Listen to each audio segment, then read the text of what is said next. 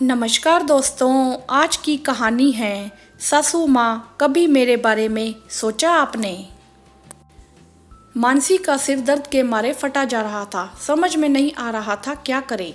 जूठे बर्तन मानसी को मुंह चिढ़ा रहे थे। अभी अभी वह अपनी नंद पूजा के साथ बाजार से लौटकर आई थी और पूजा उसको जबरदस्ती से ले गई थी अपने साथ। उसने पूजा से कहा भी था, दीदी घर में सारा काम पड़ा है और काम वाली बाई भी नहीं आ रही है, आप किसी और के साथ बाजार चली जाइए। लेकिन पूजा ने उसकी एक ना सुनी। मानसी सोचने लगी, जब जब पूजा आती तो हर बार यही होता। पूरा परिवार कहीं ना कहीं मानसी को अनदेखा करता रहता और वह अकेलेपन से बहुत घबराती। सारा काम उसके सिर पर आ जाता। पूजा का फोन आया कि मम्मी मैं कुछ दिनों के लिए मायके आ रही हूँ। पूजा दीदी का फोन आते ही मानसी घबराने लगती। अब तो पूजा दीदी आने वाली है और फिर वही प्रताड़ना हमको झेलनी पड़ेगी। 2 दिन बाद पूजा दीदी अपने बच्चों के साथ आ गई।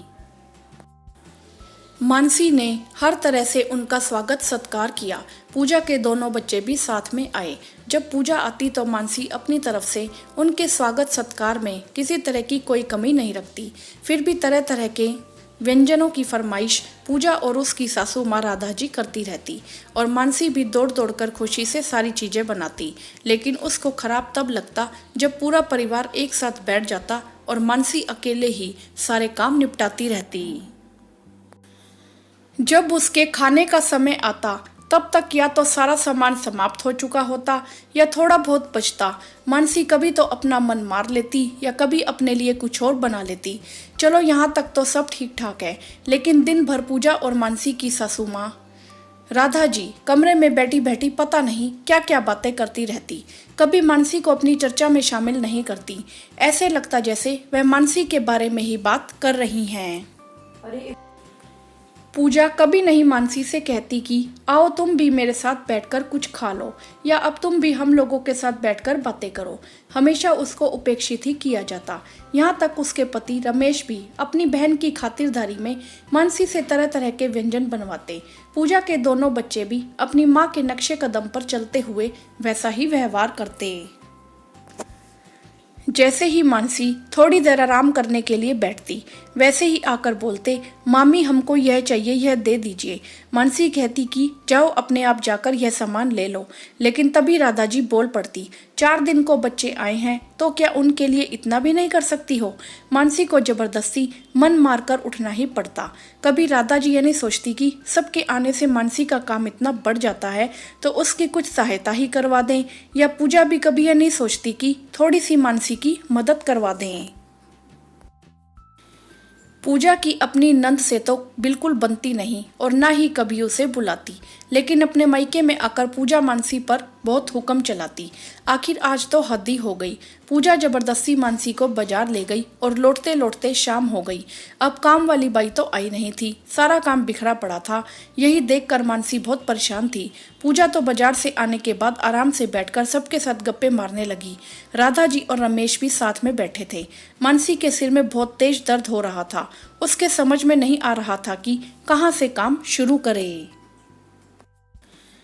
तभी अंदर से राधा जी ने कहा, मानसी पूजा बहुत ज़्यादा थक गई है, ऐसा करो पहले गरम गरम नाश्ता बना लो, फिर खाने में कुछ बढ़िया सा बना लेना।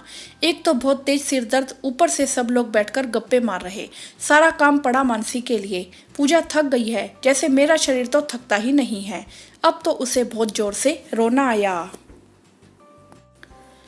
मानसी बहुत हिम्मत करके राधा जी से आकर बोली, सासू माँ कभी आपने मेरे बारे में सोचा भी कि बहू भी थक जाती होगी। ठीक है मैं सब काम कर लेती हूँ, लेकिन कभी आपने या पूजा दीदी ने सोचा कि बहू अकेले काम कर रही है तो जरा हाथ बटा लें। घर में 4 व्यक्ति बढ़ते हैं तो काम भी बढ़ता ही है, वह भी तब जब सब बराबर के खाने वाले हों। आप क्या समझती हैं, मैं कोई रोबोट हूँ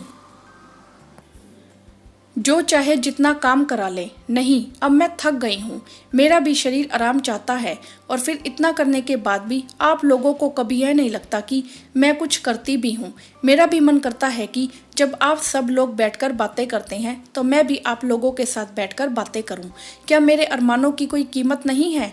इतना सारा काम पड़ा है, आप सब लोग आराम से बैठ गए और मुझसे फरमाइशों की लिस्ट शुरू कर दी। तभी राधा जी तपाक से बोली, लगता है तुमको मेरी बेटी का आना खराब लगता है। यह मेरी बेटी का मायका है, इसका जब मन चाहेगा यह आएगी। तो मम्मी, मैंने कभी आने के लिए मना नहीं किया। मैं तो बस चाहती हूँ कि जब दीदी लोग आए तो आप लोग बस थोड़ी सी मदद करवा दीजिए तो मुझे भी अच्छा लगेगा। यह कहकर मानसी की आंखों से आंसू बहने लगे। तभी राधा जी बोली, लगता है तुम बहुत ज़्यादा मेरी बेटी के आने से दुखी हो जाती हो, लेकिन यह तो आती ही रहेगी।